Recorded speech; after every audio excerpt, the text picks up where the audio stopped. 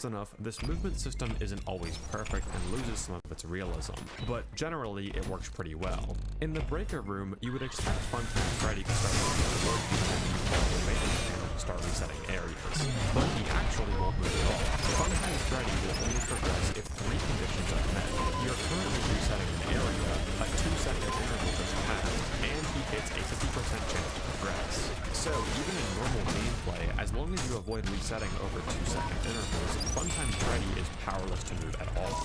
But in our case, we can't even make him move, making it completely impossible to die in this section. The lore isn't present in our return trip to the hub, even though voice lines will play indicating that she is.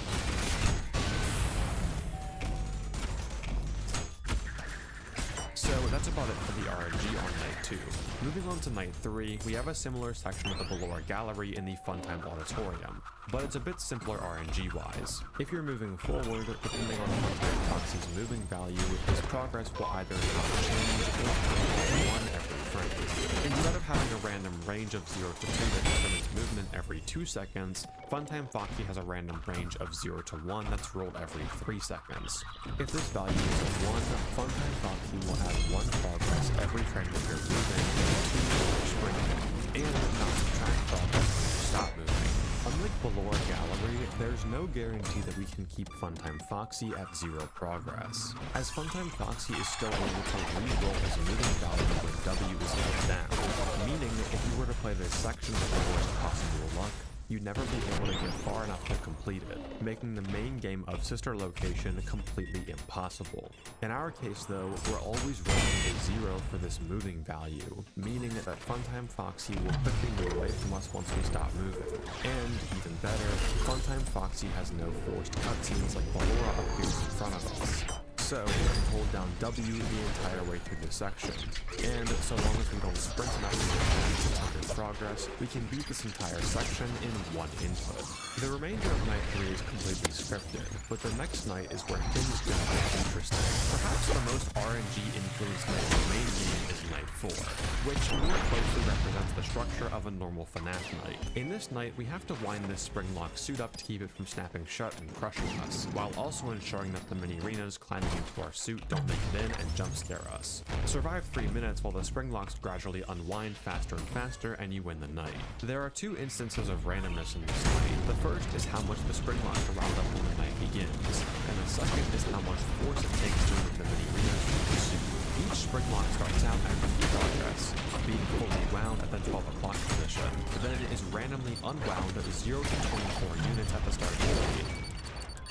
In our case, this means that all spring locks will start fully wound up. When a mini-arena is climbing up into our suit, we can wiggle to get them off. Each time that we wiggle, the mini-arenas are randomly unstuck by 1 or 2. Once their unstuck value reaches 4 or more, they'll fall down. So, in our case, we only have to wiggle twice in order to unstick a mini-arena. While this does make the night a lot easier, the general gameplay of Night 4 is almost the exact same as with any other RNG scheme. So while it is interesting to see how much slower you can play and still win, there's no real measurable statistic like inputs that we can track here. And that's pretty much all the look there is in the main game of Sister Location. Night 5 is completely scripted aside from the baby, which in our case she'll repeat the same number 10 times in a row. Man, that would have been a really nice last video. 7.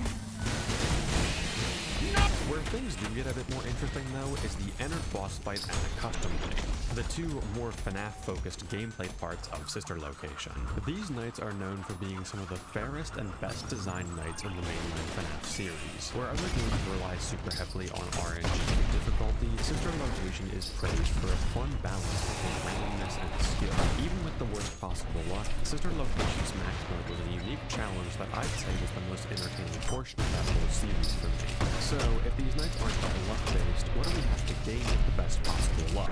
Starting off with the Ennard boss fight, Ennard will slowly have movement opportunities more and more frequently throughout the entire night. However, his chance to succeed on these movement opportunities is always a flat 50%, meaning, in our case, Ennard will stay completely still the entire night, giving this boss fight an automatic golden trophy. Now, the question is, are we able to even lose to Ennard? Well, we have no way to learn in the office, but we do have power in this night. I shut all of the doors and opened up the camera to see what happens, like how it is in Ennard 1, where an entire scripted sequence starts from the moment of power. Instead, the night continues, but regardless of what hour it is, Ennard's movement interval will accelerate to 50% every half second in order to punish the player and ensure they don't run too long while the power is out. But we are no ordinary player, and surprisingly, the Ennard Knight earns sister location a full platinum trophy. As with the best possible luck, it is completely impossible to lose. However, that's only one sub-night of sister location.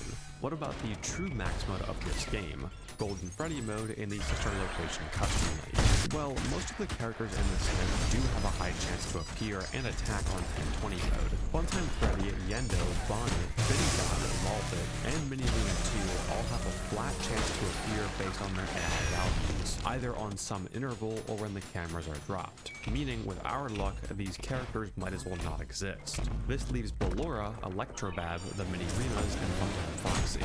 Ballora will always succeed on her movements, but has choices she can make in her pathing towards our office represented by this directed graph. Similar to Ennard, she gets faster as the night goes on, but with our luck, she'll always trap herself in a cycle. With Electrobab, the Mini Rimas, and Funtime Foxy, though, we aren't so lucky. Electrobab is in the camera characters, draining your resources of power and oxygen respectively if you don't shock them. However, they aren't directly lethal, as neither directly kill you. But Funtime Foxy is lethal, and we have no way to stop him with pure luck. Unlike Foxy or Ennard 1, the Funtime Foxy doesn't have any kind of movement opportunities. Instead, he will progress a stage if you don't look at his camera from a random range of 7.75 seconds to 5.25 seconds. If you have just progressed or not the door, this is instead shortened to a random range of 5.25 seconds to 2.75 seconds. If he reaches 5 progress and you don't have the right door shut,